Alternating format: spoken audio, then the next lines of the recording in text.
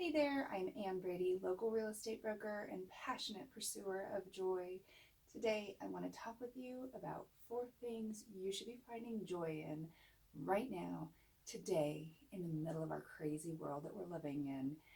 And you should stay until the last one because it's really where the rubber hits the road. It's really the foundation of creating a life of joy.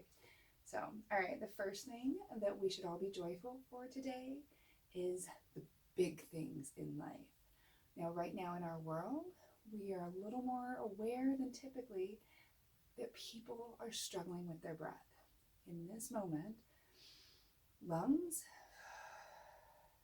are really valuable, right? The truth is they're always valuable. We just sometimes forget that. And right now, our world is reminding us how valuable our lungs are. Now, I'm going to take it back to an even bigger stage. Let's talk about how valuable our oxygen is, right? And how plentiful it is.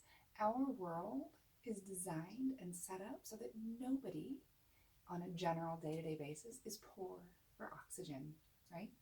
We might have other issues, pollution and such, but the oxygen, it's still there, baby, right? We gotta just be aware that there is plenty, there's bounty of something that you require on a day-to-day basis for your most basic process. You breathe in, you breathe out. From there, we have these lungs that are so intelligent, and then we have veins that know how to take what work that the lungs do and take that out into our fingertips, out into our feet. Our feet use that to keep us standing solid on the ground, to let us walk, to let us run, to let us surf, to let us climb rocks, climb mountains, right? Our fingers, we can play on our phone, right? We can touch a person we love. We can pick a warm tomato from our summer sunny garden. All of the things that we can do because of one simple element, plentiful, overflowing in our world. Oxygen. Be grateful, be joyful for the big things. All right, number 2, be joyful for the little things. Now, this is really where I do most of my work as a passionate pursuer of joy. When I had my own conversion, which I'll talk about a little bit later, I invested heavily in the little things, right? In the laughter of my children now, in the sunny spot where the sun hits my chair, and when I sit down, I get to be all nice and sunny warm. The way the shower feels in the morning when I get in, and how I take an extra moment or 2 or 3 extra minutes and stand there in that shower and just love it. Just let that joy bubble up and become happiness bigger, right? Number 3, let's talk about finding joy in the annoying. So right now, I know that in spite of the fact that my business has had to pivot, right? In real estate, I'm trying to figure out how to help people buy homes that they've never seen, trying to figure out how to make sure sellers keep their value, trying to make sure that everybody is legally covered during this very, awkward, complex time. Things are changing on a day-to-day basis. How I'm doing business is changing on a day-to-day basis. That is my business, right? Then there's the annoying part of my life.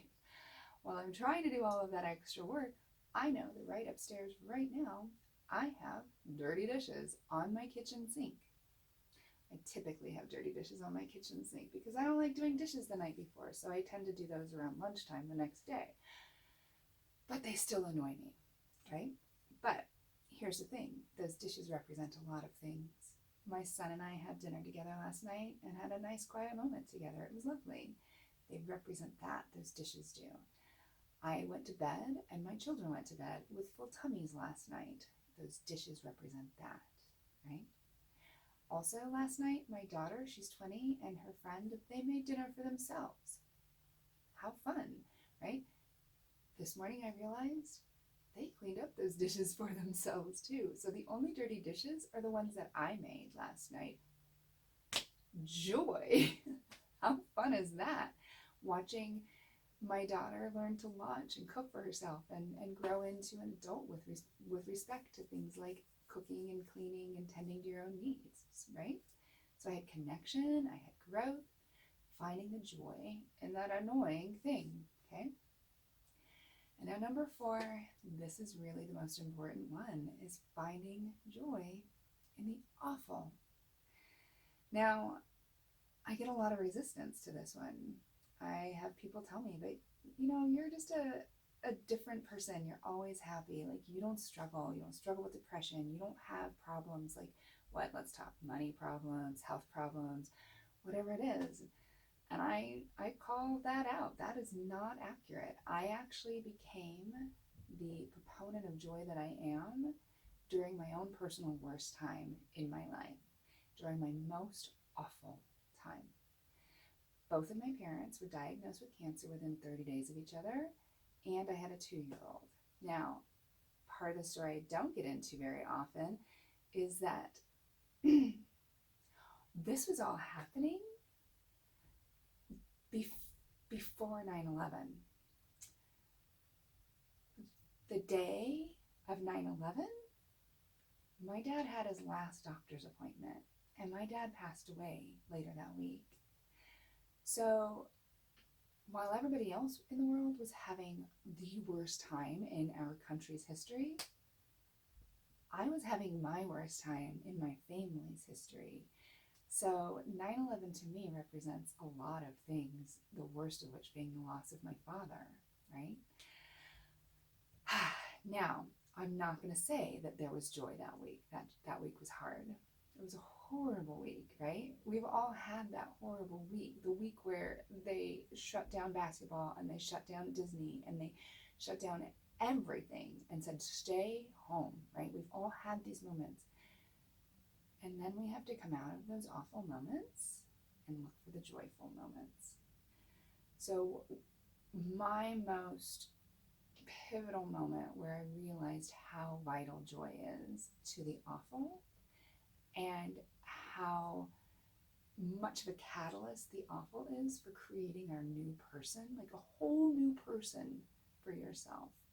For me, that was a whole new person, and my focus became joy, was when my mom had been mismanaged, her meds had been mismanaged, and she was in a spectacular, like a mind-blowing amount of pain. And we finally got those pain meds managed, and I watched the pain start to fade from her face. And I said to her, I said, Mom, I said, as you let that pain fade, I said, I want you to think about just one thing. I said, I want you to think about me and you and me. I said, I'm going to sit here and I'm going to smile at you, Mom, and I'm going to love you, Mom. I said, right now I want to love you. I said, is there anywhere else you would rather be right now than right here being loved on by me and loving on me?